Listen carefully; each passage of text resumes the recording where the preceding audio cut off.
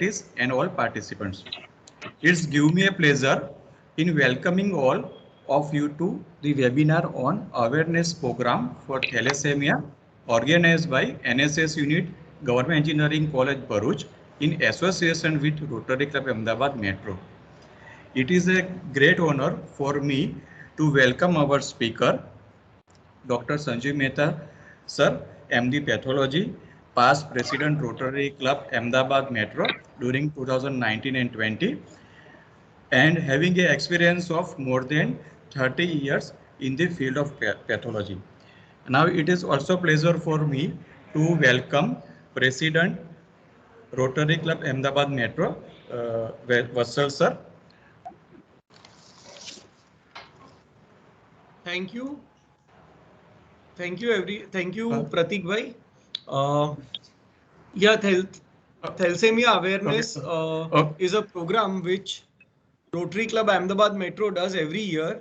To give a brief idea about Rotary, Rotary is a 116-year-old organization which is engaged in service activities, community service activities, and we have many. It's an international organization with presence in many countries, more than 200 countries. And Rotary Club Ahmedabad Metro is one of the largest clubs in Ahmedabad with 132 members. And thalassemia awareness is a program which is very close to my heart as well. And as you will see once Sanjeev bhai starts, that it's a very important topic for students to know about it, and early detection is also a good thing for them. I welcome the principal sir and eminent faculties. I welcome our speaker Sanjeev bhai, and I welcome all students to this lecture. Thank you so much.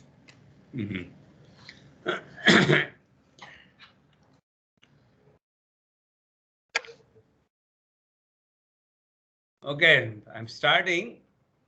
And good afternoon, namaste to everybody. Well, my name is Dr. Sanjeev Mehta. I'm practicing pathologist in Ahmedabad, and I am a very senior Rotarian. I had been the president of our esteemed club also. We have our Rotary Club is a very dynamic club, one of the biggest in Ahmedabad city. And for this thalassemia, I tell you, just let me upload my presentation. Is it visible to all, I think? Yes, sir, it is visible. Okay, so I will sir, sir, you have to just put in the PPT mode, sir. Okay, PPT mode. देखना वत्सल एक minute ये. बस वही. Is it okay? नहीं अभी sir top में save button है ना, अंडू है, रिफ्रेश, और उसके बाजू में जो बटन है ना प्ले वाला जैसा दिख रहा है उसको. Okay, now it is okay sir. Is it okay? Okay, and am I visible? Okay, sir. You are also visible. PPT you also visible. That's very good. So we will just move on. So just to tell more about thalassemia, मैं आप लोगों को ये बता दूं कि मैं थोड़ी मिक्स लैंग्वेज यूज़ करता रहूँगा, जैसा कि मुझे आपके कॉलेज के से ऑर्गेनाइजर्स ने बताया है. आई थिंक जो लैंग्वेज या जो भाषा में यूज़ करने वाला हूँ बहुत कॉमन लैंग्वेज है.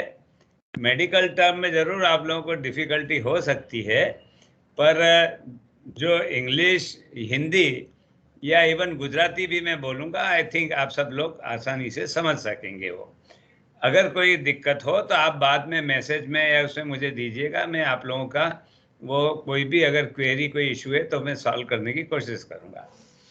तो जैसा मैंने कहा, थैलेसीमिया અમારું રોટરી ક્લબ છેલ્લા 25 વર્ષથી થેલેસીમિયા અવેરનેસ વીક ઓર્ગેનાઇઝ કરીએ છીએ.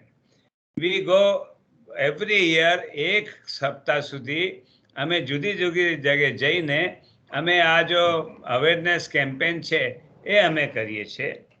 આ इस प्रोग्राम की लीड ली है हमारे सीनियर रोटरियन डॉक्टर मौलिक भाई बख्शी ने, जो अहमदाबाद में वेल नोन अच्छे जाने माने पीडियाट्रिशियन है, और हमारे क्लब में तो उनको थैलेसीमिया मैन ही कहा जाता है, क्योंकि वो हमेशा थैलेसीमिया के लिए अपने जीवन का उन्होंने एक बहुत बड़ा हिस्सा दिया है वो पूरा।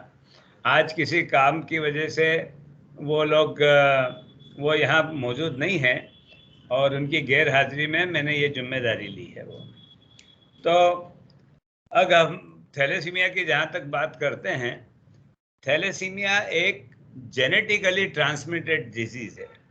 शायद आप सब लोगों को मालूम होगा कि हम में जो जीन्स होती है, तो कुछ बीमारियां, सर्टन डिजीजेस एवी હોય છે कि which can from parents which can go to the children, અને then that disease is manifested, या वो बच्चे में फिर वो डिजीज प्रकट होती है। वो उनमें से ये एक थैलेसीमिया भी एक बीमारी है, और ये बहुत कॉमन बीमारी है। थैलेसीमिया होना जो हिंदुस्तान में काफ़ी ज़्यादा मात्रा में पाया जाता है वो। और इसमें क्या होता है कि इस डिजीज़ के होने की वजह से अगर बच्चे को जब ये बीमारी होती है, और अगर वो मेजर फॉर्म में है, थैलेसीमिया के भी विभिन्न प्रकार होते हैं, thalassaemia minor, intermediate and major. तो अगर थैलेसीमिया मेजर होती है वो बच्चे, और इंटरमीडिएट, उन बच्चों का जीवन बहुत मुश्किल हो रहता है, और इनफैक्ट वो लोग ज़्यादा साल तक, कई बार वो कई उनका उपचार करने के बावजूद भी वो जीवित नहीं रह पाते हैं। और उसका कारण ये होता है कि उनका जो ब्लड होता है वो बहुत डिफेक्टिव प्रोड्यूस होने लग जाता है। हमारे शरीर में हीमोग्लोबिन का इम्पोर्टेंस तो आप सब लोग जानते हैं, सारा खून उसी से बनता है, हीमोग्लोबिन से। हीमोग्लोबिन का एक केमिकल स्ट्रक्चर होता है जो हमारी जीन से नॉर्मली लोगों में आता है, पर अगर पेरेंट्स की जीन में थैलेसीमिया से वो अफेक्टेड है, और वो बच्चे में अगर आ गई और उसको वो बीमारी हुई, तो वो बच्चे में वो हीमोग्लोबिन बहुत डिफेक्टिव बनने लग जाता है, और डिफेक्टिव हीमोग्लोबिन बनने की वजह से वो उस बच्चे को बार बार खून की कमी होने लग जाती है, और उनको बहुत रिपीटेडली महीने में 1 या 2 बार कंपल्सरीली ब्लड देना पड़ता है, तभी वो जीवित रह पाते हैं। तो ये just this is in brief, आप लोगों को मैं शॉर्ट में यानी ये बता रहा हूँ कि थैलेसीमिया डिजीज कैसी होती है और इसका स्वरूप क्या क्या होते हैं वो। This is all about our awareness campaign. हमारा अवर प्रोजेक्ट चेयरमैन इज डॉक्टर मौलिक Bakshi. Now we have seen in last 2 years, all of us has gone through a very bad phase of our life. Our even forefathers have not seen, that is the COVID. And almost everybody amongst us, हम में से हर एक इंसान या उसका परिवार या दोस्त इस रोग की वजह से बहुत बुरी तरह से अफेक्टेड भी हुआ है वो पूरा। और लेकिन इस कोविड ने हमारे को कई चीज़ें, कई विजडम या कई बहुत ज्ञान की बात हमें दे के गया है। एक तो सबसे इम्पॉर्टेंट चीज़ होती है कि हेल्थ इज़ वेल्थ। हमारा स्वास्थ्य ही सबसे बड़ी चीज़ है। अगर हमारा स्वास्थ्य, आपने देखा होगा कोविड में किस तरह से हालत हुई थी, लोगों को ऑक्सीजन नहीं मिल रही थी। इवन हम तो डॉक्टर हैं, हमने देखा है कि करोड़पति लोग भी कहीं हॉस्पिटल में बेड नहीं पा रहे थे, और उनको बेड नहीं मिल पा रहे थे। कई लोग ऐसा हुआ कि ऑक्सीजन की कमी से उन लोगों की डेथ हो गई। उनके पास इतना पैसा था कि वो चाहे हवाई जहाज खरीद के भी कहीं से कहीं तक चले जाते हैं। तो सबसे बड़ा लेसन हम सब लोगों ने ये सीखा है कि हमारी हेल्थ ही सबसे सुप्रीम चीज़ होती है। इसलिए कहीं पे भी अपनी हेल्थ का जो भी एस्पेक्ट है उसके ऊपर हम लोगों को कभी कॉम्प्रोमाइज़ नहीं करना चाहिए। तो this is one. Secondly, knowledge is power. Ultimately जो भी कुछ हम लोग करते हैं, कमाते हैं, अपना स्वास्थ्य का ध्यान रखते हैं, इन सब के पीछे एक चीज़ होती है कि नॉलेज। तो नॉलेज सबसे पावरफुल चीज़ होती है। Then ignorance is not excuse.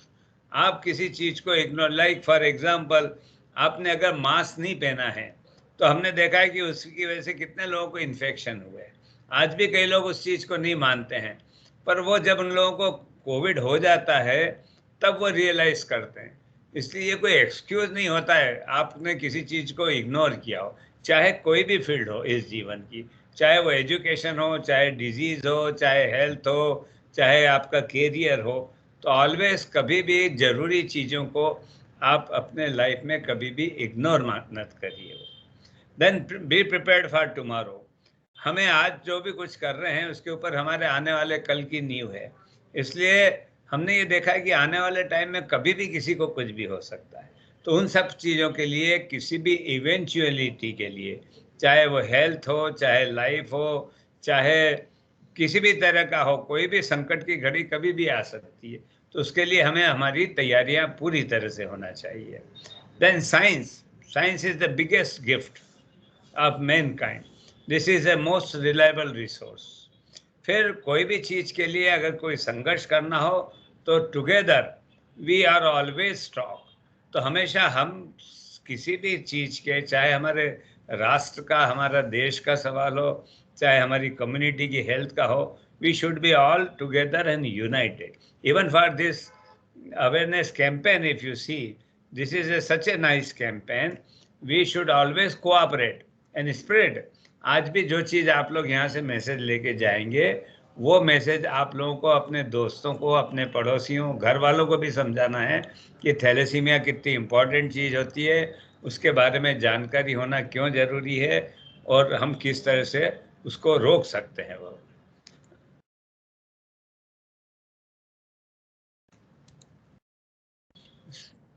Yes, ultimately our motto should be to make this world free from the thalassemia, and it is possible. Thalassaemia से मुक्ति दिलाना इस दुनिया को बहुत कुछ पॉसिबल है। जैसे आपने देखा होगा कि अब इंडिया पोलियो फ्री कंट्री हो गई है। अब हिंदुस्तान में पोलियो के बिल्कुल कुछ भी केस नहीं आते। आप लोगों ने तो शायद देखे भी नहीं होंगे, हमने ज़रूर, हमारे जब हम लोग पढ़ते थे, हम छोटे थे, तो हमने देखा है। इवन मेरे छोटे भाई को पोलियो हो गया था, और उन दिनों पोलियो बहुत कॉमन हुआ करता था। लेकिन एक कैंपेन चला कि पोलियो फ्री बनाना है वर्ल्ड को।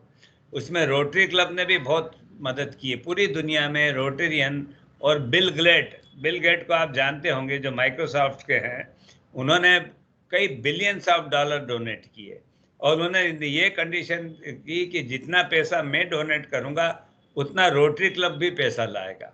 और रोटरी क्लब ने बिल्कुल उसमें सहयोग दिया, और जो धन अर्जित हुआ उससे पोलियो वैक्सीन सारे दुनिया में सप्लाई हुई हो।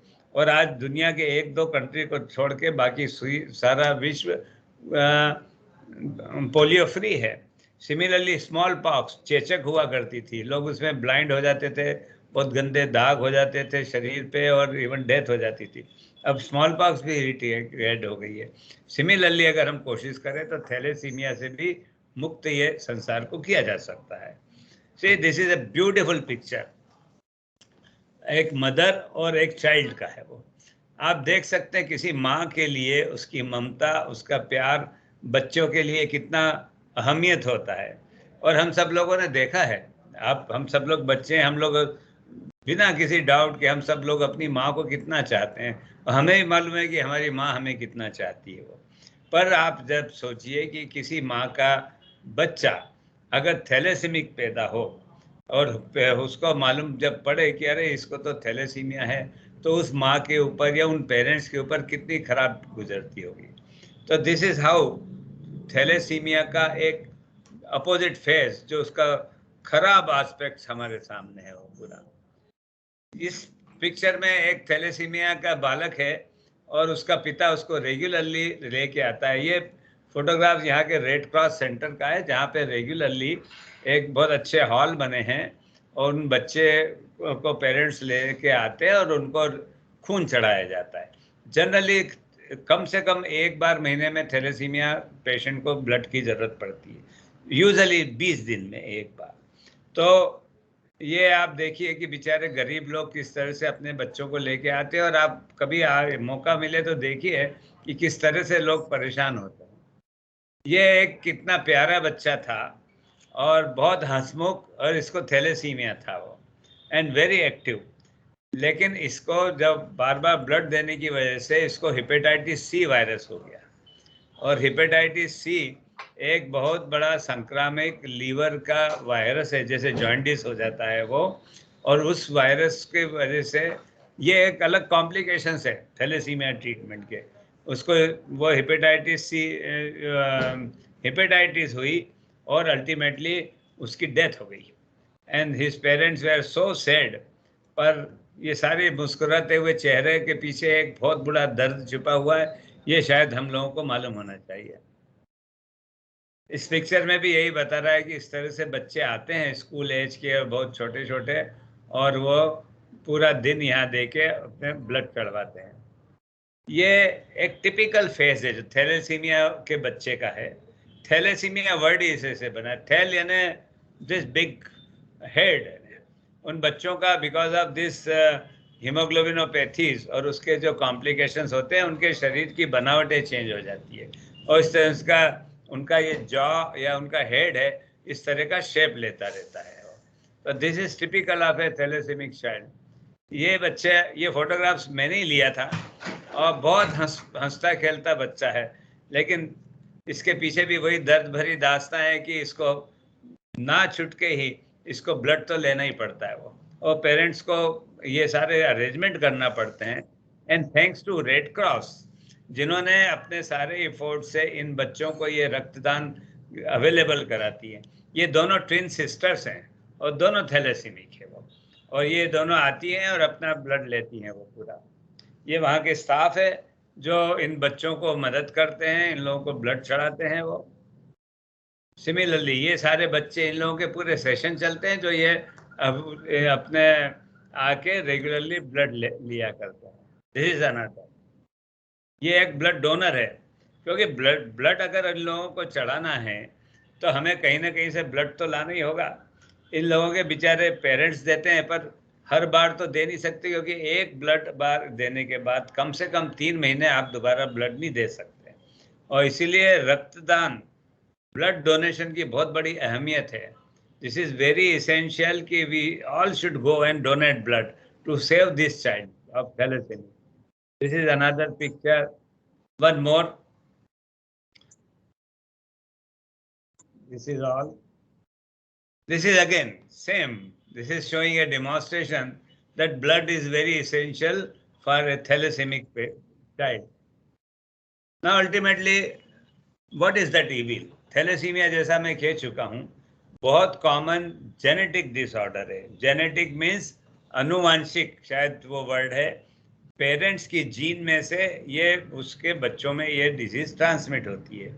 इस डिजीज को होने में उस बच्चे का कोई कसूर नहीं होता है।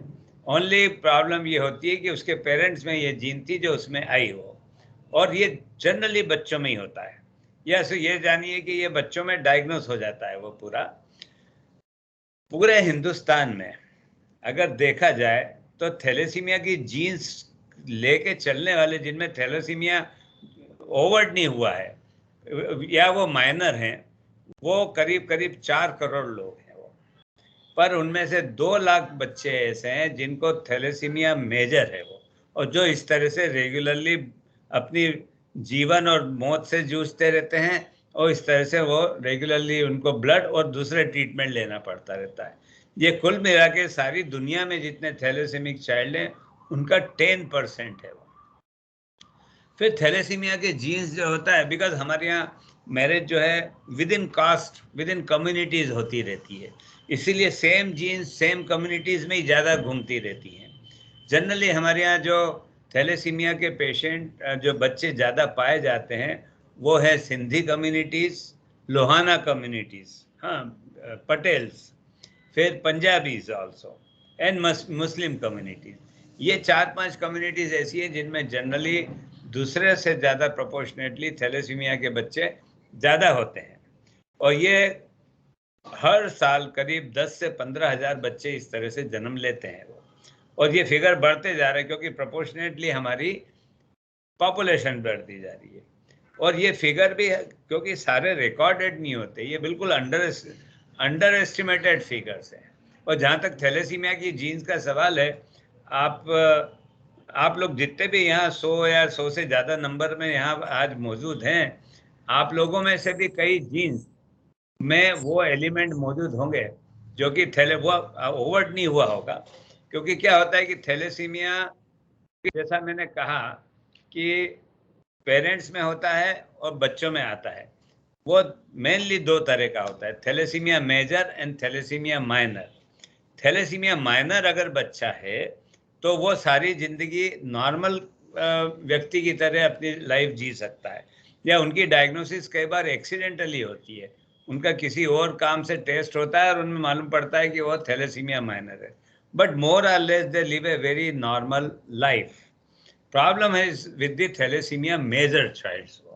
एंड व्हाट हैपेंस, बच्चे की जब बर्थ होती है तब इमीडिएटली मालूम नहीं पड़ पाता है कि वो बच्चा थैलेसीमिक है, बिकॉज व्हाट हैपेंस, बच्चे में माँ का ब्लड आया हुआ रहता है, उसको बोलते हैं फीटल ब्लड, और वो कम से कम जो है ना 3 से 4 महीने तक बेबी के बॉडी में उसी ब्लड से काम चलता है।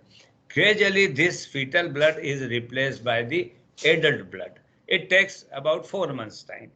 Then what happens after 4 months, the symptoms starts appearing, and then we realize कि there is something wrong, and फिर उसके बाद जब टेस्ट करते हैं, उसके बाद एक सिंपल सा टेस्ट होता है fetal HB, fetal haemoglobin.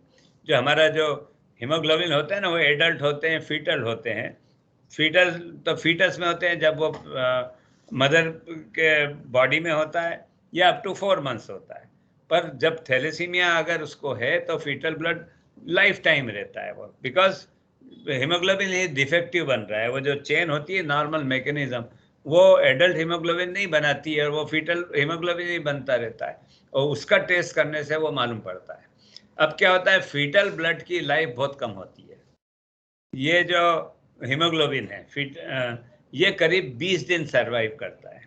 Normally हमारे बॉडी में जो रेड सेल है ना, हमारे यहाँ जो बोन के अंदर से जो हॉलो होती है, बोन मेरो में बनते हैं, और एक बार जो है 120 दिन तक हीमोग्लोबिन हमारी बॉडी में रहता है, और वो डिस्ट्रॉय होता रहता है, रिप्लेस होता रहता है दूसरे हीमोग्लोबिन से। पर इन थैलेसीमिक पेशेंट में ये खाली 20 दिन लाइफ होती है। तो आप सोचिए 120 दिन के बदले खाली 20 दिन में वो हीमोग्लोबिन डिस्ट्रॉय हो जाता है, और फिर एकदम से उसमें ब्लड की या खून की कमी हो जाती है। इसलिए उसको वो रिपीटेडली ब्लड ट्रांसफ्यूज देते रहना पड़ता है वो, और ये लाइफ ट्रांसफ्यूजन जो है उसके लिए लाइफ टाइम देना रहेगा वो। और इसकी वजह से सभी जगह ब्लड यूनिट की बहुत शॉर्टेज पड़ी रहती है, बिकॉज एक बच्चे को साल में कम से कम 12 से लेके 20 बार तक उसको अगर ब्लड देने की जरूरत पड़ रही है, तो इमेजिन 2 लाख बच्चे हैं वो पूरा। और इन बच्चों के साथ प्रॉब्लम ये होती है कि इनके पेरेंट्स के ऊपर इन सब चीज़ों का और दूसरे इलाज का खर्चा भी आता रहता है। और एवरेज माना जाए, हमारे यहाँ सारी गवर्नमेंट भी मदद करती है, कई ऑर्गेनाइजेशन भी है, पर एक एवरेज एक बच्चे पे 2 लाख रुपए हर महीने का खर्चा होता है वो। तो सारी लाइफ वो एक्सपेंस करना, देन खाली खर्चे होने से वो हेल्दी लाइफ भी नहीं जी पाते हैं, क्योंकि उनकी परेशानियां तो रहती है। फिर क्या होता है, जब हीमोग्लोबिन इतना डिस्ट्रॉय होता है तो अंदर उसका जो आयरन निकलता है ना, लोह तत्व, वो सारे शरीर में जमा होने लग जाता है। तो उसके लिए चीलेशन करके उसको गलाना पड़ता है। तो वो एक अलग दूसरा ट्रीटमेंट उनके साथ में लाइफ टाइम उनका लेना जरूरी हो जाता है। और वो लोहा जमा होने से शरीर में हर जगह, लीवर, स्प्लीन, पैंक्रियास, सब जगह वो जमा होकर वो टिश्यू को डिस्ट्रॉय करने लग जाते हैं। तो उनकी वजह से दूसरे कॉम्प्लिकेशंस उन बच्चों में होने लग जाते हैं। तो this entire life become so miserable, and उनके पेरेंट्स, फैमिली मेंबर्स के लिए पूरे ऑल द टाइम उनका जो दुखी मन रहता है, उनके ऊपर खर्चे बढ़ते हैं, और उनको मालूम रहता है कि ये बच्चे को तो वो कभी भी खो देने वाले हैं वो पूरा। तो दिस सर्वाइवल जो भी होता है, ये उनको कैसा ट्रीटमेंट मिलता है इस पे भी डिपेंड करता है। पर this is a life time story. May be that child can live for 4 years, 5 years, 10 years, 15 years, but this pain will always be there, and this blood transfusion requirement always be there. There is only one thing, सिर्फ एक चीजों से ये disease को मिटाया जा सकता है, और वो होता है बोन मेरो ट्रांसप्लांट। लेकिन बोन मैरो ट्रांसप्लांट बहुत मुश्किल है, स्पेशली हमारी कंट्री में। उसके कई कारण होते हैं। एक तो हर किसी का बोन मैरो नहीं दिया जाता, अपने बोन किसी दूसरे डोनर का पहले मैचिंग करना पड़ता है, जो कि हर किसी का मैच हो नहीं पाता है। प्रॉपर डोनर ढूंढ के फिर उसमें से ब्लड सेल्स निकाल के पेशेंट के उसमें डाले जाते हैं, और उसके बाद में वो चांस लिया जाता है कि वो फिर नॉर्मल वे में ग्रो हों। पर ये सारा प्रोसीजर बहुत मुश्किल है, इसके बाद बहुत महंगा भी है। अच्छे कई लोग, मिडिल क्लास वाले लोग भी वो ट्रीटमेंट अफोर्ड नहीं कर पाते। अब हिंदुस्तान में कई सेंटर्स पे ये ट्रीटमेंट होने लगा है, पर ये हर किसी के बस की बात है नहीं। वो जहाँ तक हम बात करें कि कॉस्ट, जैसा मैंने बताया कि it is not affordable by many लोगों के पास। हमारे यहाँ देश की आर्थिक स्थिति हम सबको मालूम है, कितनी बुरी हालत होती है। कई लोग बहुत मुश्किल से अपने पूरे महीने का खर्चा चला पाते हैं, और उसके बाद में फिर ये बीमारी मानसिक त्रास तो देती है, लेकिन आर्थिक रूप से भी लोगों को बैंकरप्ट कर देती है वो पूरा। क्योंकि वही अल्टीमेटली ट्रांसफ्यूजन की कॉस्ट, उसका चिलेशन, फिर जो कॉम्प्लिकेशंस हो गए हैं उनको मैनेज करना। कईयों को डायबिटीज़ हो जाती है, किसी का लीवर खराब हो जाए। जैसे मैंने कहा, उस बच्चे को हेपेटाइटिस सी हो गई थी, जिसकी वजह से उसकी डेथ हो गई। तो ये सारी चीज़ें मिल के ये जो है अल्टीमेटली हमारे देश के लिए एक बहुत बड़ा बोझ है। सरकार मदद करती है, पर हमें मालूम है कि हमारे यहाँ हेल्थ केयर सर्विसेज आम आदमी के लिए कितनी मुश्किल है।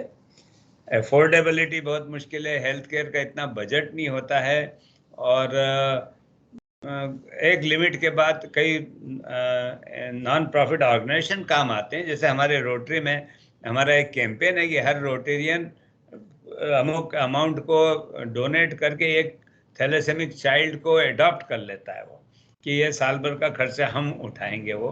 पर ये सारे कोशिशों के बावजूद ये इतने आउटनंबर्ड हो जाते हैं ये पेशेंट, कि ये सारी चीज़ें बियर करना उस फैमिली के लिए मुश्किल है।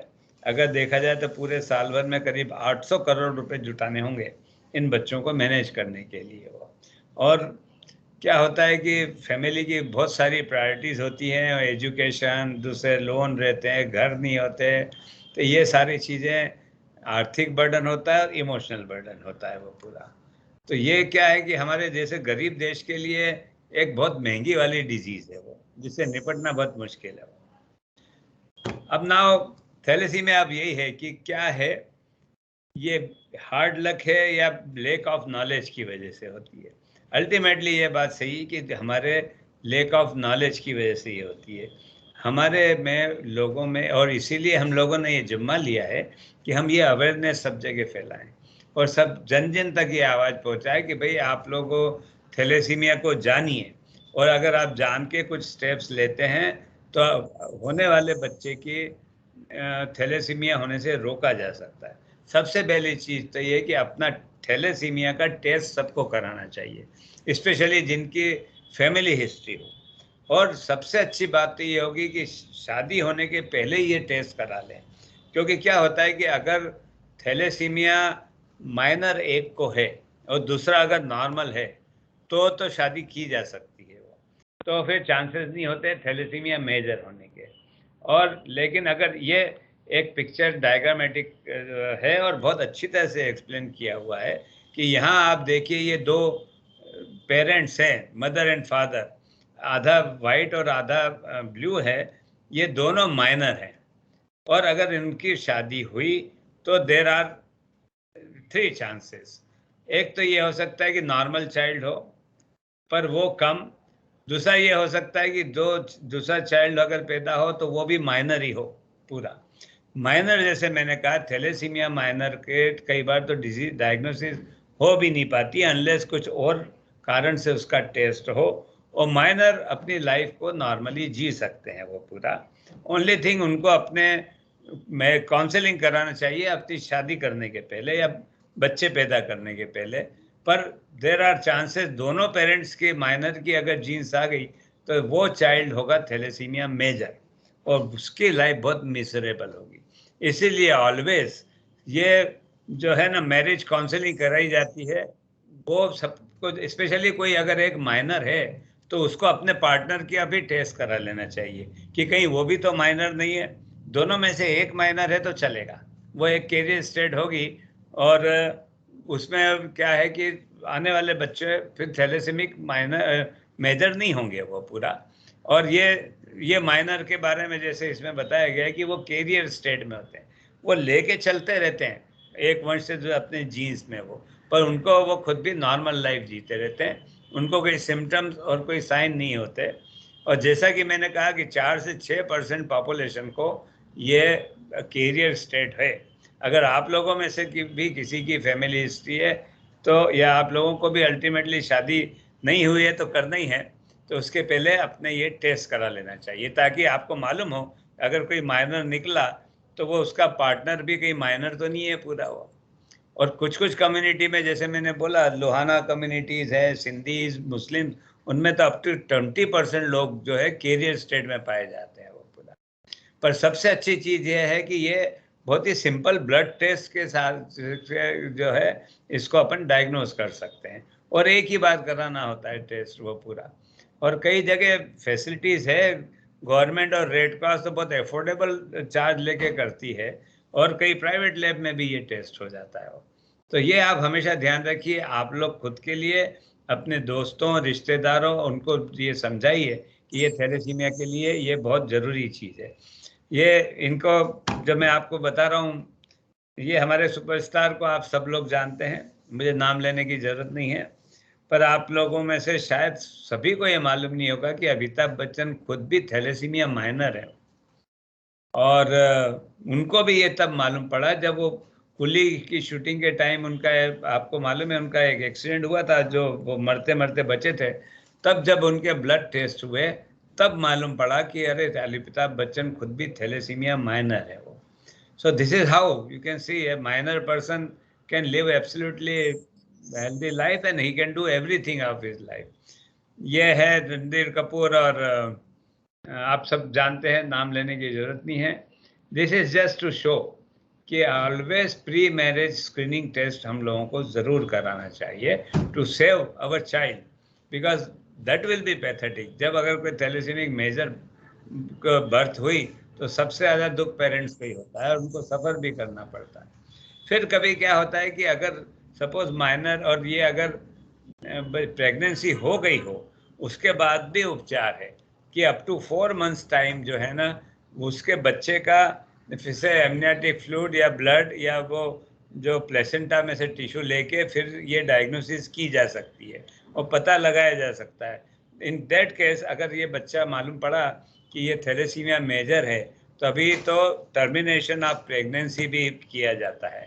उस बच्चे को बर्थ देने का कोई मतलब नहीं है कि हम उसको संसार में लाएं और उसको इतनी कष्ट वाली ज़िंदगी दें, क्योंकि उसको तो वो ब्लड ट्रांसफ्यूजन और उस फेज से तो जाना ही होगा, उसके बाद कोई निश्चित नहीं है कि कब तक वो जीवित रहेगा। तो वो गवर्नमेंट ऑफ इंडिया ने तो काफ़ी लंबे टाइम तक के लिए अभी टर्मिनेशन ऑफ प्रेगनेंसी के कानून को पास कर दिया है। उस बच्चे को गिराया जा सकता है और इस तरह से एक लाइफ को, एक थैलेसेमिक पेशेंट को हम जो है प्रिवेंट कर सकते हैं वो पूरा। ये हमने देखा, इतनी बीमारियां हैं जैसे वो कोविड-19, पल्स पोलियो, ट्यूबरकुलोसिस, ये सब चीज़ें ऐसी हैं जिन पे ह्यूमन बीइंग ने विक्ट्री पाई है और यह पा रही है अपनी कोशिश में। इवन मेलिग्नेंसीज भी, अभी कई कैंसर ऐसे भी हो गए हैं जिनका इलाज पता हो गया है, और वो अगर कैंसर अगर अर्ली स्टेज में डायग्नोस हो जाएं तो आप you can cure them also. वो सिमिलरली पोलियो जैसे मैंने एग्जाम्पल दिया, ट्यूबरकुलोसिस, एक ज़माना ऐसा था जब टीबी हो जाती थी तो लोगों को समझ में आ जाता था कि इनकी तो डेथ ही हो जाने वाली।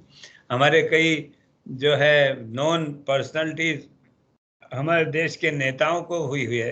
हमारे आप लोगों को शायद मालूम नहीं, कमला नेहरू को ट्यूबरकुलोसिस थी, पंडित जवाहरलाल नेहरू की श्रीमती जी को, उनको भी इसी तरह से उनकी मृत्यु हुई है। पर नाउ अब एंटीबायोटिक और ये स्ट्रेप्टोमाइसिन और ये सारा का आविष्कार हुआ और अब ट्यूबरकुलोसिस ट्रीटेबल डिजीज हो गई है। ये देखिए, ये सारी सक्सेस स्टोरीज है। अपने हम लोगों ने 1798 में स्मॉल पॉक्स था, उसका ट्रीटमेंट खोज निकाला। उसके बाद कॉलेरा, रेबीज, ये सब की वैक्सीन एक के बाद आना चालू हो गई। वो टाइफाइड की, प्लेग की, डिप्थेरिया। अब diphtheria is so uncommon because बच्चे को उसकी वैक्सीन दी जाती है वो पूरा। तो ये years together. Now we have seen even for COVID also. Covid vaccine की वजह से आज ये खतरा बहुत कम हो गया है, और अगर कोविड होने भी लगा है तो वो उसके सिम्टम्स बहुत कम होने लगे हैं, पेशेंट फ्यू डेज में 2-4 दिन में ठीक भी हो जाते हैं। रोटरी क्लब इस मामले में बहुत महान अपना योगदान दे रही है। मौलिक भाई हर बार हर साल ये सेमिनार लेते रहे हैं, हम लोग भी पूरा अपनी तरफ से पूरा योगदान देते हैं।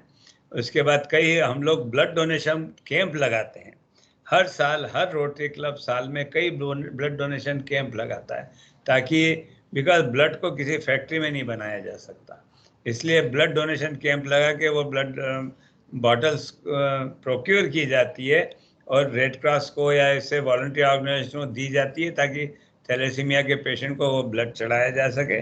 आप सब लोगों से भी मेरी अपील है कि आप सब लोग रेगुलरली अपना ब्लड दीजिए। हमारे कई साथी हैं ऐसे भी जिन्होंने 100 बार से ज़्यादा अपना ब्लड दिया हुआ है, और ब्लड देने से कभी कोई नुकसान नहीं होता है, इनफैक्ट फ़ायदा होता है, क्योंकि बोन मेरो स्टिमुलेट होती है तो ब्लड ज़्यादा बनने लग जाता है वो। Similarly we as I said कि we are adopting thalassemic child also, we donate. हम पैसा इकट्ठा करते हैं, खुद भी डोनेट करते हैं और बच्चे का खर्चा उठाते हैं पूरा। ऐसे रोटरी इंटरनेशनल ने कई मैचिंग ग्रांट प्रोजेक्ट रखे हैं, जिसमें वो कुछ अगर क्लब शेयर करता है तो रोटरी इंटरनेशनल भी अपनी तरफ से वो पैसा देती है, ताकि इन बच्चों को इस तरह से ट्रीटमेंट मिल सके। कई टीवी और रेडियो इंटरव्यू में ये सब प्रचार किया जाता है, थैलेसीमिया अवेयरनेस की जाती है, कई इवेंट ऐसे किए जाते हैं, सम शो लाइक म्यूजिक प्रोग्राम और वॉक, जिससे इन बच्चों के लिए फंड इकट्ठा किया जाता है। और ये सारे रोटरी क्लब और डिस्ट्रिक्ट और नॉट ओनली दैट लायंस या दूसरे और भी जो नॉन गवर्नमेंट ऑर्गेनाइजेशन है वो लोग ये सब काम करते हैं। पर सवाल ये उठता है कि इज इट इनफ, ये क्या सफिशिएंट है वाकई में? बिल्कुल नहीं। और काफ़ी ज़्यादा मात्रा में हम देख रहे हैं कि 15,000 बच्चे हर साल इस देश में आ रहे हैं जिनको इस तरह के ट्रीटमेंट और उसकी ज़रूरत पड़ती है, और जिसमें वो इतने इनोसेंट है कि उनका तो कोई कसूर ही नहीं है। तो ये सब करने के लिए हमें पूरा अवेयरनेस को स्प्रेड करने की ज़रूरत है, और जहाँ भी हो सके मॉनिटरली ब्लड डोनेशन या उस तरह से उनको ये मदद करना हमारे लिए अति आवश्यकता है पूरा। ऐसी रेड क्रॉस जो है काफ़ी इसमें सहयोग कर रही है, वो ब्लड ट्रांसफ्यूजन प्रोवाइड करते हैं। हर साल करीब 30 लाख बच्चों का थैलेसीमिया माइनर का टेस्ट होता है रेड क्रॉस के थ्रू। प्रेगनेंसी टेस्ट हो जाते हैं कई बार लगभग 2 लाख। इसी तरह एंटीनेटल डायग्नोसिस, जैसे मैंने कहा कि अगर प्रेगनेंसी होने के बाद भी डायरेक्ट बच्चे का भी सैंपल लेके उसकी डायग्नोसिस की जा सकती है, और प्रेगनेंसी को टर्मिनेट भी किया जा सकता है। इसमें वही World Health Organization, government of India और ये सब ऑर्गेनाइजेशन इस दिशा में काम कर रहे हैं, पर अभी काफ़ी ज़्यादा जरूरत है। अब आपको मैं एग्जांपल दूं, साइप्रस करके एक कंट्री है, वहाँ पे हाईएस्ट केसेस होते थे थैलेसीमिया के, और उन लोगों ने डिसाइड किया कि हमारा ये फिगर हम 0 पे ला देंगे।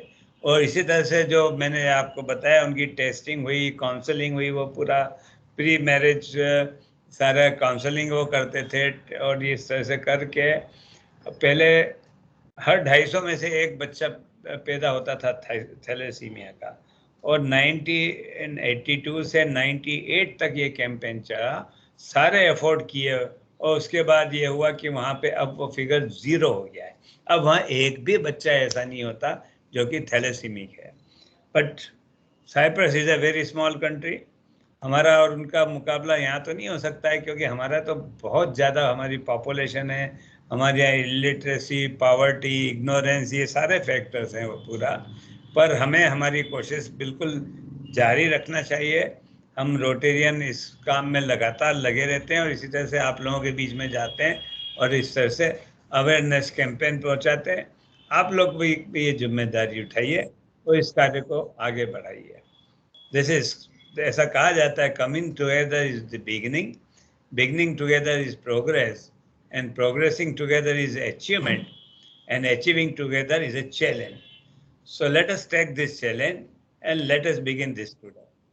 All right, I request you, you can be a part of this game changer. spread awareness, organize testing also, arrange counseling. आप लोग भी कर सकते हैं, हमें भी कांटेक्ट कर सकते हैं. Rise and give blood donation, support children, then influence political will. Government को भी आप हिलाइए जरा, उनको भी कहिए वो. And you maintain this continuity. ये 2 दिन का काम नहीं है, ये बहुत लंबा चलने वाला काम है.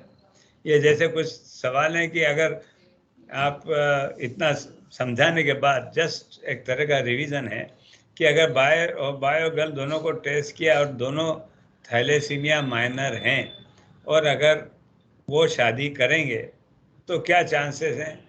4 आंसर है. जैसे कौन बनेगा करोड़पति के इसमें कि they have risk of thalassemia child, they should test more, go for more tests, they can happily marry, they will need to test at times of the pregnancy.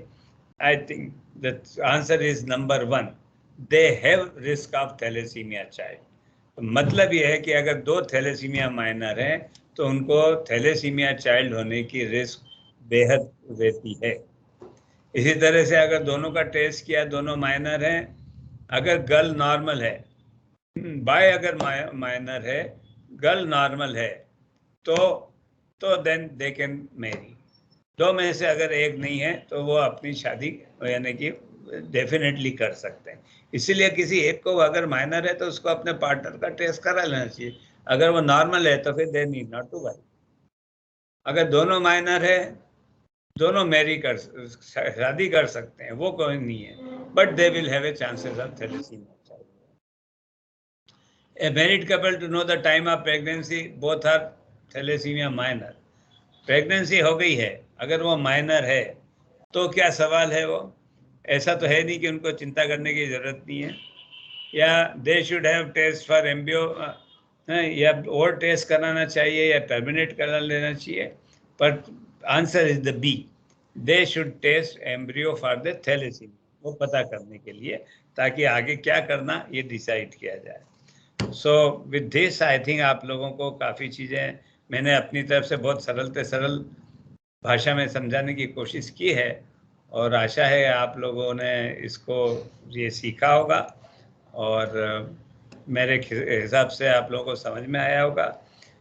बस इन शॉर्ट फिर से एक बार कहूँगा, थैलेसीमिया को जानने और समझने की बहुत ज़रूरत है, ये अवेयरनेस की बहुत ज़रूरत है, और आप लोग खुद भी असेस करिए. हमें कोई भी चाइल्ड बर्थ अगले थैलेसीमिक पेशेंट की ना हो, ये सारे मेजर्स लेना चाहिए. So thank you very much, बहुत बहुत धन्यवाद. और कुछ आप सचिन जी या कौन है आप? Should I finish it? Okay sir, okay right. किसी को कुछ बोलना है या कुछ ऐसा है तो आप कोई क्वेश्चन हो तो बाद में भी आप लोग हमें अप्रोच कर सकते हैं. ओके सर, किसी स्टूडेंट्स का कुछ प्रॉब्लम होगा, एनी क्वेश्चन होगा तो हम आपको बाद में भेज देंगे. बिल्कुल. Okay, most welcome. Okay, and now sir principal sir few words बोलना चाहते हैं, तो I invite doctor Arora sir to say some few words on this seminar. Okay. Dr. Mehta and Dr. Vatsal, we are very thankful on the behalf of this Common Engineering College, Bharuch. We are thankful to you since you have spared a lot of time and put up a lot of energy. And as we know, Vatsal bhai, I'm knowing because I was there at LD for quite a long time, and it was the first time we started thalassemia earlier when it was not GTU. By that time itself, so I have got a long association with thalassemia testing.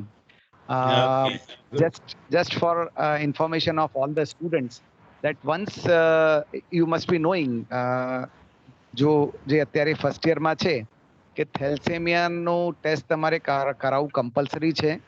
થેલેસેમિયાનું જ્યાં સુધી તમારી પાસે એનો report ના હોય ત્યાં સુધી તમને એક્ઝામ નહીં આપવા દે. એટલે આપણા કોલેજના સ્તરે we are usually having one campaign, અને અહીંયા એક કેમ્પ લગાડીએ છીએ જેમાં બધા વિદ્યાર્થીઓનું આ ટેસ્ટિંગ કરવામાં આવે છે.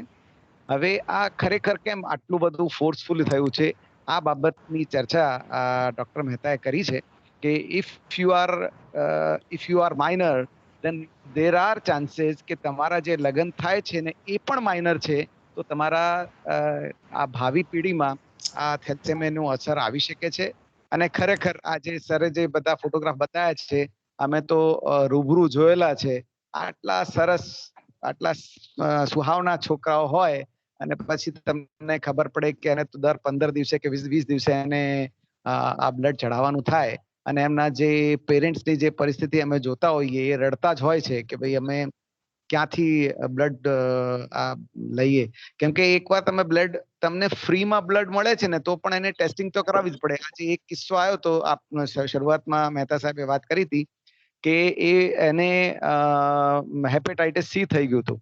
So hepatitis also there are chances that when you are going for some blood ચઢાવવાનું આવે ત્યારે એવું બને કે પેલામાં ડોર્મેન્ટ હોય, જેને ડોનેટ કર્યું છે એમાં ડોર્મેન્ટ હોય, પણ કદાચ તમારામાં જે વિદ્યાર્થી જે પણ માણસને જે બ્લડ આપવામાં આવ્યું હોય એને કદાચ અસર કરતા થઈ શકે કેમ કે ઓલરેડી એ વીક છે. એટલે બહુ જ જરૂરી છે કે આપણે થેલેસેમિયા કરાવીએ. હવે થેલેસેમિયા કરાયા પછી જે માઇનર આવે છે એમના માટે પણ સાહેબે અત્યારે વાત નથી કરી પણ just I am intimating you कि ऐसे लोगों के लिए जो माइनर होते हैं उनके लिए हम एक स्पेशल अलग से कैंपेन रखते हैं. उनके पेरेंट्स से बात की जाती है, उनके पेरेंट्स को बताया जाता है, उनमें भी अवेयरनेस की जाती है कि ये बच्चे जो हैं आपके माइनर हैं तो जब भी आप शादी करें इन बच्चों की उस समय जो भी जीवन साथी चुनना है उसका भी टेस्ट कराएं. और જે આપણે જન્માક્ષર મેળવીએ છીએ એના કરતા ખરેખર થેલેસેમિયાનું ટેસ્ટ જે છે એ કરાઈને એ મેળવવાનું હોય છે કે આ બંને થેલેસેમિયા તો નથી ને. So since I am associated with this for quite a long time એટલે મને તો બધી ખબર છે પણ હવે એક કેમ્પેન રૂપે આપણા કોલેજમાં પણ હમણાં થોડાક ટાઈમ પછી આપણે આ કરશું. ફરીથી અહીંયા એક કેમ્પ લગાડશું ત્યારે બધાએ અહીંયા ટેસ્ટ કરાવવાનું રહેશે. Even sometimes it is possible કે ઓફલાઈન અને ઓનલાઈન ક્લાસીસ ચાલતી હોવાના કારણે કદાચ તમે ના કરી શકતા હોય તો પણ તમારે પ્રાઇવેટ લેબોરેટરીમાં જઈને આ થેલેસેમિયાનો ટેસ્ટ કરાવવાનું રહેશે અને ટેસ્ટ કરાવી એનું ટેસ્ટનો રિપોર્ટ અહીંયા કોલેજમાં સબમિટ કરશો તો જ જીટીયુમાં ફોર્મ ભરાશે. એટલે એક કમ્પલસરી પાર્ટ છે અને એ કરાવવું પડે છે. So, Mehta Sahab and Vatsal sir, thank you very much. We know that you are covering many colleges.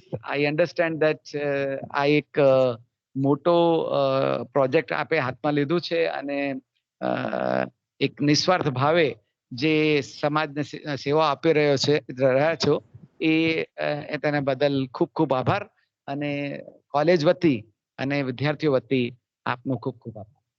Thank you very much. Thank you. Okay, thank you, sir.